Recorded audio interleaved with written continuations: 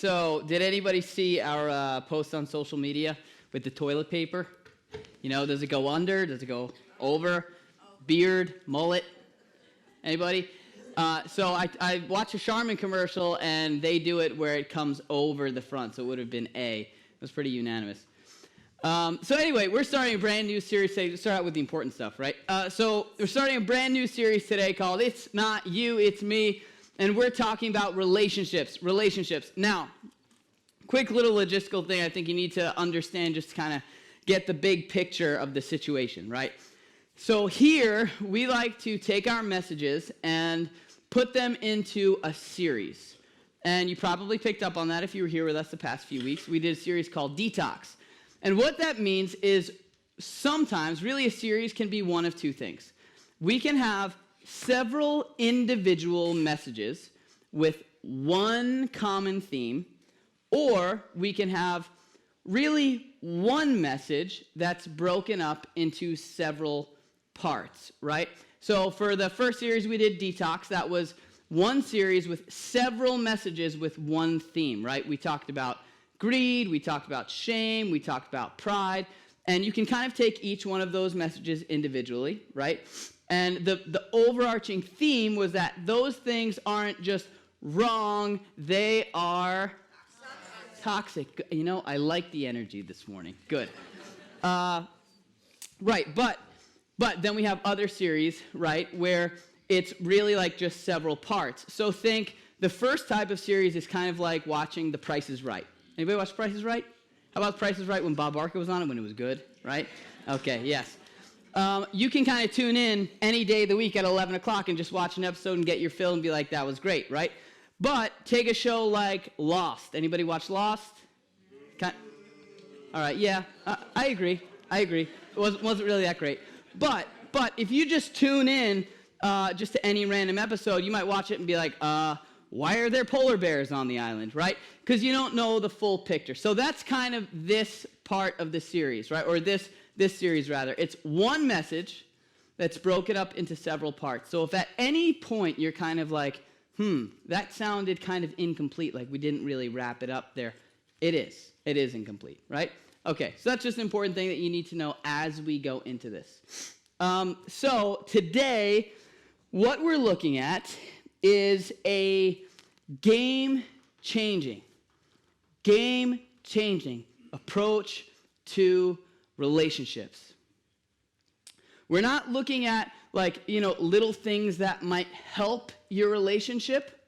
We're looking at something that is way deep beneath the surface, like something that gets to the root of how we understand relationships. Something is it's like the foundation that we build on, not like the top that we just try to rearrange. And here's what I suggest. If you're in a relationship right now, and maybe that relationship isn't exactly where you want it to be. Maybe it could be a little better, or maybe it's just a complete mess. Maybe it's struggling. Maybe you can't really put your finger on the thing that's not quite right. I would suggest, I'd be willing to bet this idea can put you back on the road to what you want the relationship to be. To a relationship that is intimate, that is close, that you love, that you treasure. And if you're not in a relationship, if you're single, and maybe you've got plans to one day be in a relationship, this principle, if we approach relationships in this way, this will put you on the path to a relationship that is categorized by intimacy, friendship, closeness, what all of us want in a relationship. It's something that you treasure, not something that you maintain. Something that you cherish, not something you just kind of live with. And even if you're single and plan to be single for the rest of your life, this approach to relationships, I think it's most obvious in romantic relationships, but it just as easily can be applied to any relationship that you're in. But here's the thing. Here's the catch. It only works if you eat your slice of the pie. right? So if your relationship is a big pie and it's your slice, then there's like another person's slice, or maybe this idea of a pie eventually. It's your slice, the other person's slice. Then there's some other little like contributing factors here. I'm looking at the part that I can control, right? Not what he's doing, she's doing, or what her mom or his dad, whatever. Like, it's my part. So there might be like times where you're sitting here, especially if that special someone's like here with you, where you might be like, throwing the elbow, like, are you listening to this? Are you taking notes? That's you, right? Yeah, so this is about my slice of pie. So maybe like right now we could just like take a deep breath, and take the proverbial rest of the pie and put it in the proverbial fridge, right? Okay, and just think about my slice of the pie. So here we go, diving into it. Here's my question for you. Here's where we'll start. Think about the relationships that are thriving. The relationships that we all want to have. What is it about those relationships that makes them so great? And when a relationship is struggling, at the core, not just like, had an issue, but when a relationship as a whole is just constantly struggling, what is not there? What's broken that needs to be fixed? What is something we see in great relationships that we don't see in the relationships that are just fighting to survive? Probably, if you've been in a relationship of any sort, probably you've been kind of in both sides, right? There's probably been a time where you're like, wow, this person is the greatest thing that's ever happened to me, and we're like, we got the butterflies, and it's just the warms and fuzzies all the time, and it's just this amazing, incredible thing. We think, I want to be with this person forever, right? But then there's other times where it's like, is this person crazy, right? Like, what in the world did I get myself? And we've been on both sides, and we know how it feels, and it can be so good, and it can be so painful, right? But what's the difference? What's the difference between those relationships? Allie and I, my wife Allie and I, had these two friends, and they were great. In fact, we might call them Romeo and Juliet, right? A little traditional couple. And probably we all know a couple like this, where everything is just so great all the time. And you're probably really happy for this couple, right? They're probably like just a joy to hang out with. And, she laughs at all his jokes. And he thinks that he's just like the greatest thing in the world. He's always buying her flowers, always says the right thing at the right time, and just like, even in bad situations, he's got this ability to just make it all great and make all the other guys in the friend group look like absolutely horrible, right? But they're like amazing for each other. Allie and I had these friends that were like that, Mr. and Mrs. Right, Romeo and Juliet. And hanging out with them was fun. They're like really, really great people. But when they were together, they wouldn't even use each other's names. Like we'd be sitting around the dinner table, and one would look at the other and be like, hey, can you pass the carrots, my little sugar honey baby love? And she'd be like, oh, of course, my little stud muffin. And like, that's a bye. And Allie and I'd be sitting there, and I'm like, well, I can't just call her Allie now, because it's going to look like we hate each other. So I'd be like, can you pass the potatoes, my little desert flower, And everybody's just kind of uncomfortable. But anyway, it wasn't like that extreme, but you get the idea what I'm saying here. Well, one day he comes up to me, and he's like, me and my little sugar honey got into an argument last night. He didn't say that, he said her name. And he's like, yeah, we got into a big argument. And I was like, oh no, what happened?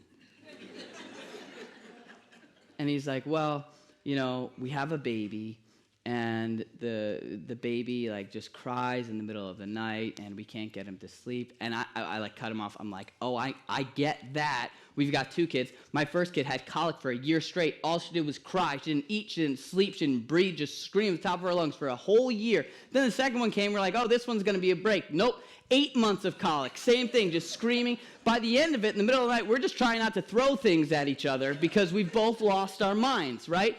And so I'm like, anyway, go on, sorry to cut you off. And he's like, yeah, so he wakes up in the middle of the night, and she jumps out of bed, and I jump out of bed, and she looks at me and she goes, You need to go back to bed. You have work in the morning. And I looked at her and I said, no, you need to go back to bed. And she said, no, you do. And then I put my foot down and I said, you need to let me serve you.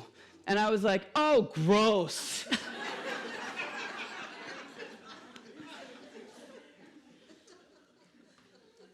So anyway, what do these couples have? What do these couples have that the rest of us normal people don't have as much of? You know? And I think really the reason that kind of gets under our skin is because we want what they have, right? We want to have a partner that is just so invested in our well-being. So what is it? What's there? Well, we might say that their relationship is one where everything is done out of desire. Desire.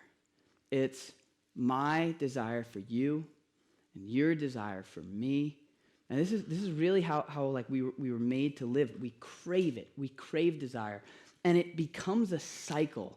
Why? Because I want to want and I want to be wanted. So when you're with somebody who wants you and you want them and you want to be wanted by them, it's just like it's a cycle of really, really like friendship and closeness. And this is how these couples get to this place where they're just like, this is the greatest thing in the world. We desire to be desired. We want to be found attractive, and we want to find others attractive. Think about this.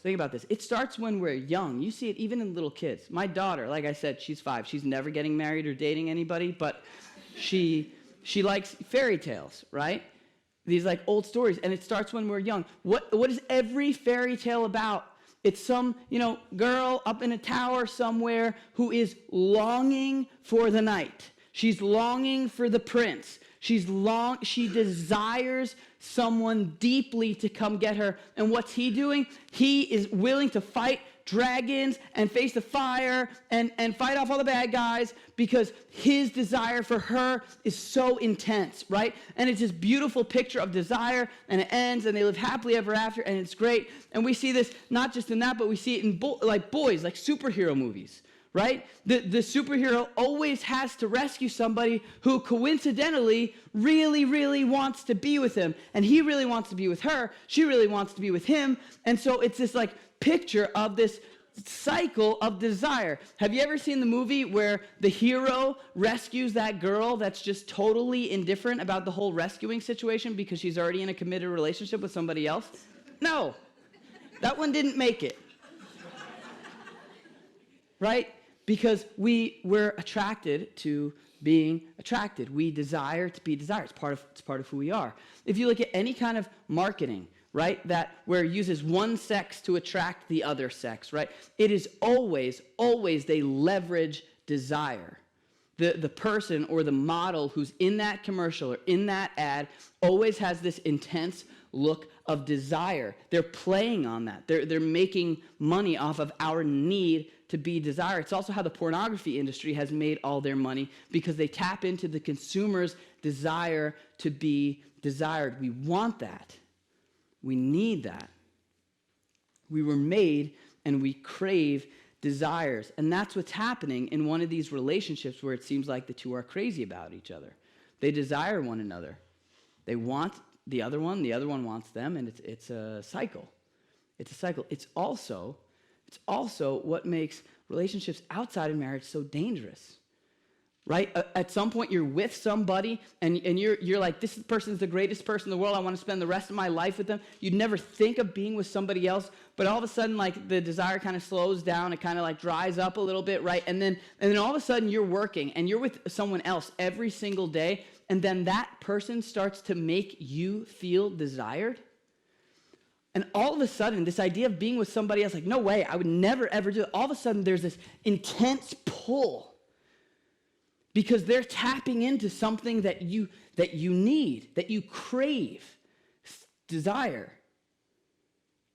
We were made to be desired and to desire other people. And that's what's happening in these types of relationships. And so how do we get there, right? Like, okay, great, that's happening in a healthy relationship. Now I want that. What do I do? Do I just find a corner, sit down, just muster up some desire from my spouse or my boyfriend or girlfriend? How do I get that? What do I do if it's gone? Well, we have to rewind the tape. If you're in a relationship, if you're married, do you remember your wedding day?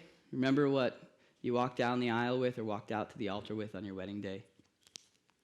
I remember my wedding day. I was just a couple minutes before I'm about to walk out to the altar, right? And with all my groomsmen, we're in this back room. I'm sitting down on a couch, and the lady that was helping us organize the wedding, she comes to the back, and she's like, Lou, your life is about to change. I want all the groomsmen to leave, and I want you to be in this room alone just for a couple minutes. Just want you to reflect and think about what's about to happen. And I'm like, okay, I'm going to get real deep right now, think about how my life's going to change. And she leaves, and I'm all alone in this quiet room. And all of a sudden, my brother walks in. He's 5 years younger than me. He's my best man. And he walks in, and I'm being super reflective and deep. And he walks in, and I'm like, yes, brother. And he walks in, he reaches in his back pocket. And I'm like, what is he going to do? This is going to be one of those moments I never forget.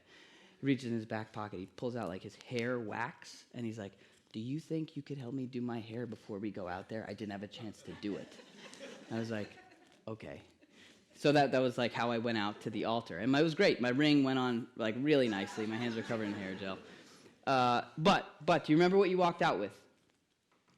Whether you remember it or not, when you walked down the aisle or when you walked out to the altar, you walked out with this box of desires. And this box, you started putting this box together years and years and years ago, probably when you were a kid.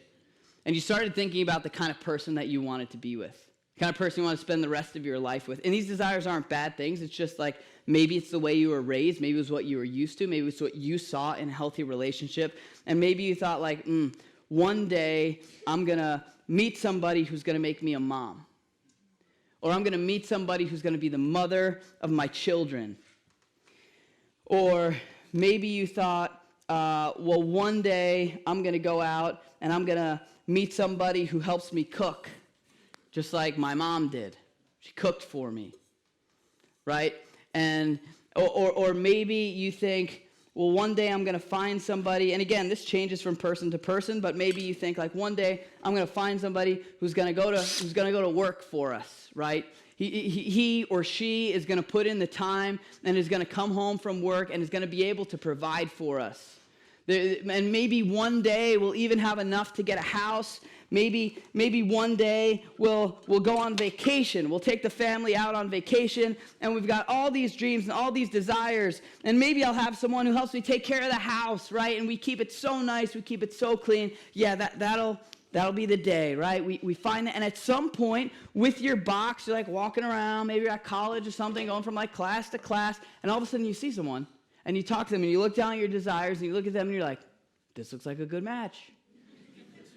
There's somebody that's going to meet, maybe not all of them, but a lot of those desires, and these are good things. This is natural. We've all got this concept of somebody we want to be with, right, and what they're going to do, and we've got these desires. I remember when Allie and I were dating, just a couple months before we got married, we had this habit of right after we would eat dinner together, we would each get vanilla Coke, and we would sit down, and we'd put crushed ice in it. And I don't know why it was vanilla Coke, but we would just sit and we would talk about the future and what it could be and how many kids we were going to have and if we were going to have a dog. And we would talk about what was inside our box of desires. And it was amazing.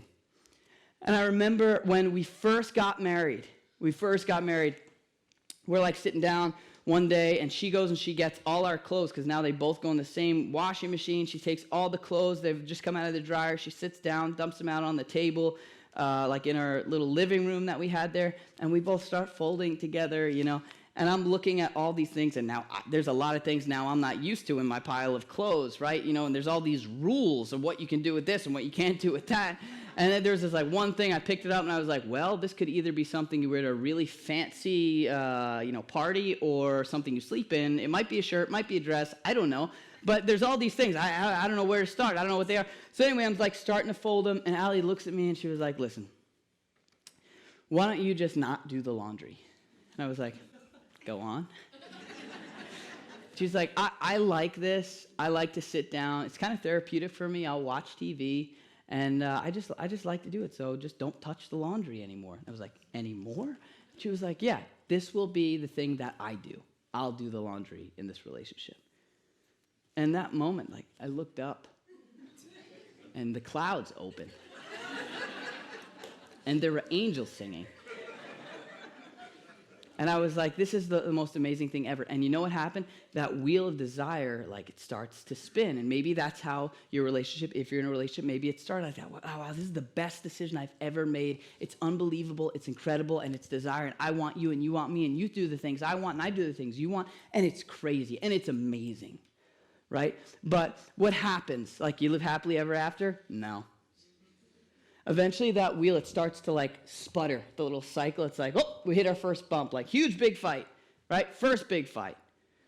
And then there are moments where you're like, things are so great, but then there are, like, other moments where it's like, what is going on in this person's mind? Are we even speaking the same language?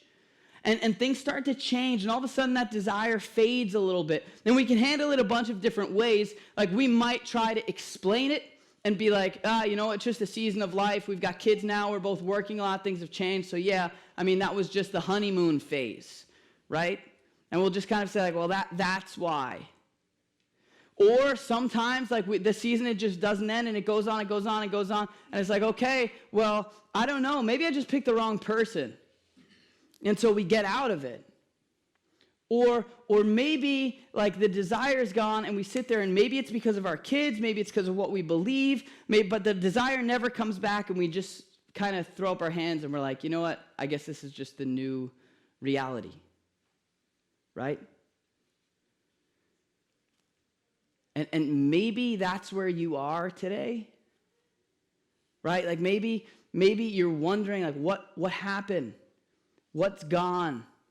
I've tried. I've read the books. We went to the conferences. We went to therapy. We went to counseling. We tried to fix it. There's something's just not there.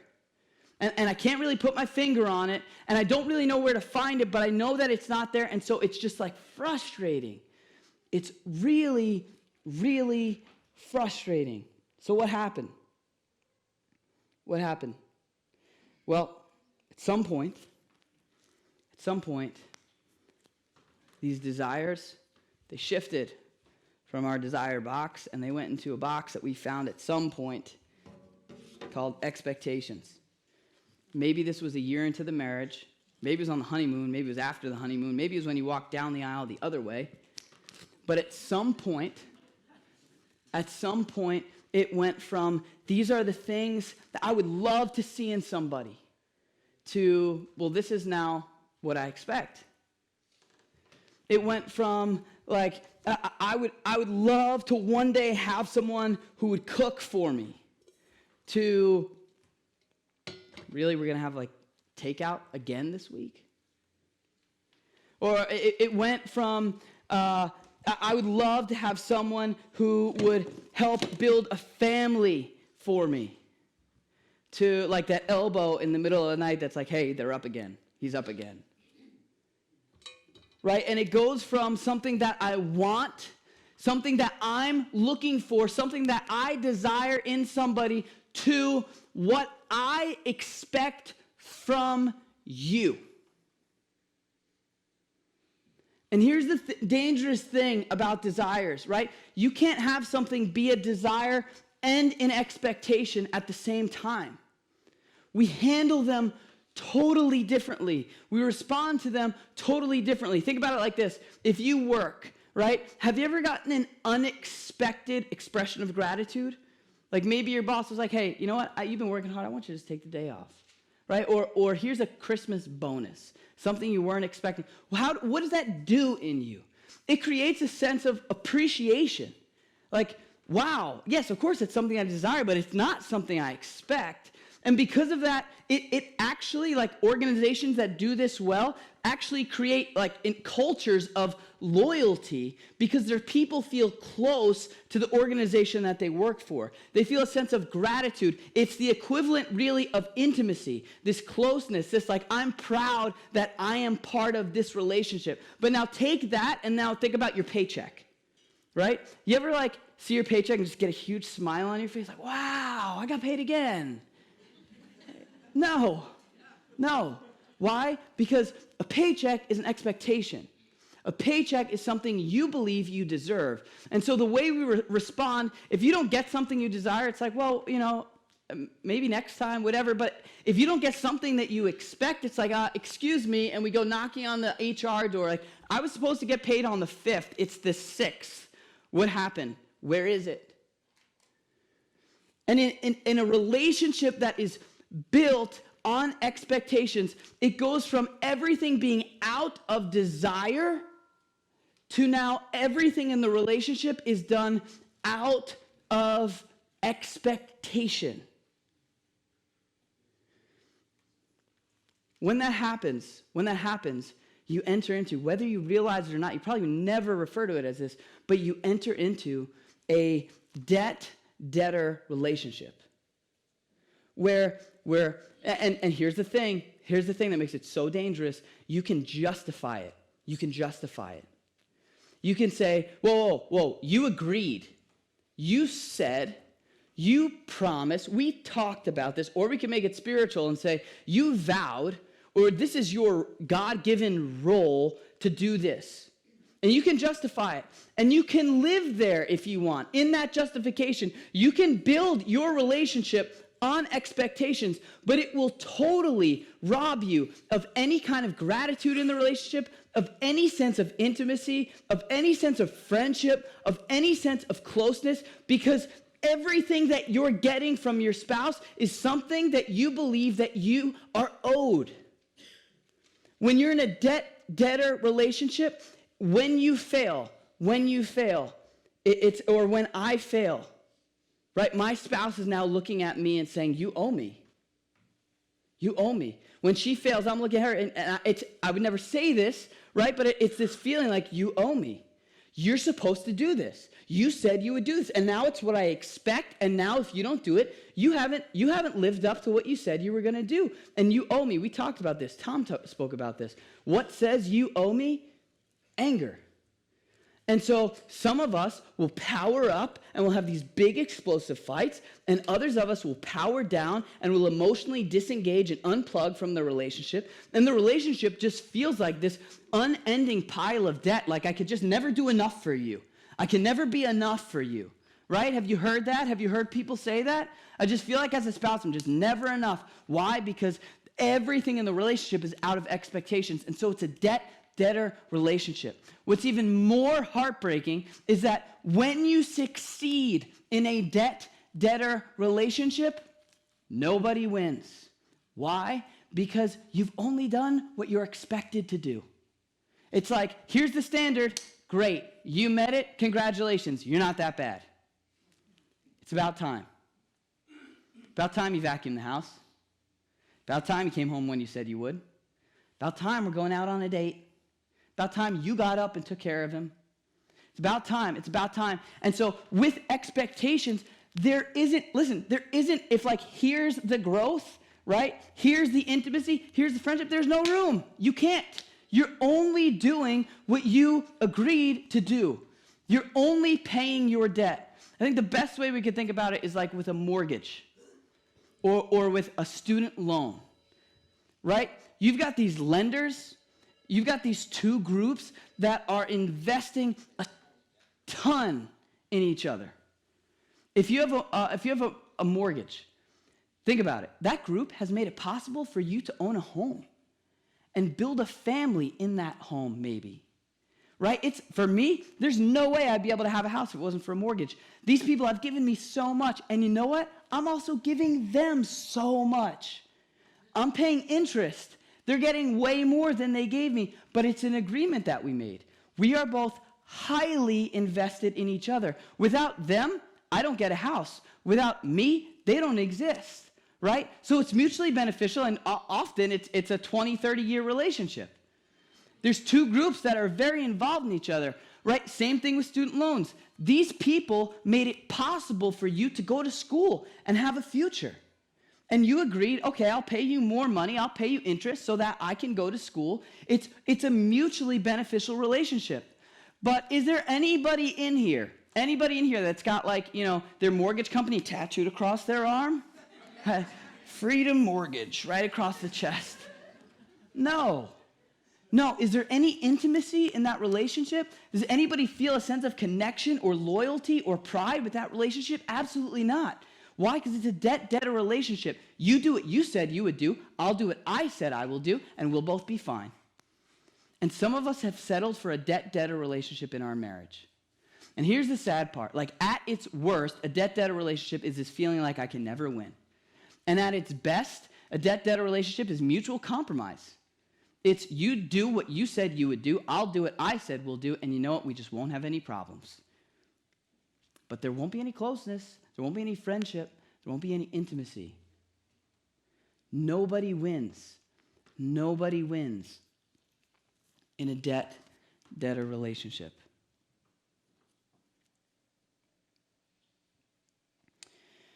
I think there are a few signs of debt-debtor relationships, of mortgage marriages. I think one of the signs is a lack of felt gratitude. Not a lack of saying thank you, right? I should say thank you more. No. But a lack of genuinely feeling grateful for the things that the other person in your relationship does, right? Why? Because if it's expected, then there's no gratitude. It's just you're doing what you're supposed to do. Great job. High five, right? But if it's a desire that's being met, well, then it's something that you appreciate. It's something that brings up gratitude naturally. You don't have to try. It's there because you don't feel like you deserve it or that it's expected. I told you earlier, Allie told me she was going to do the laundry, and blew my mind. I was like, I'm the luckiest man in the whole world. I don't have to do my laundry. Just literally 3 weeks ago, I've got these pants that I wear. I like to wear them under my shorts when I exercise. They're tight pants. Basically, somebody decided it's now cool for guys to wear leggings. They're leggings, right? So I like to wear them before I exercise.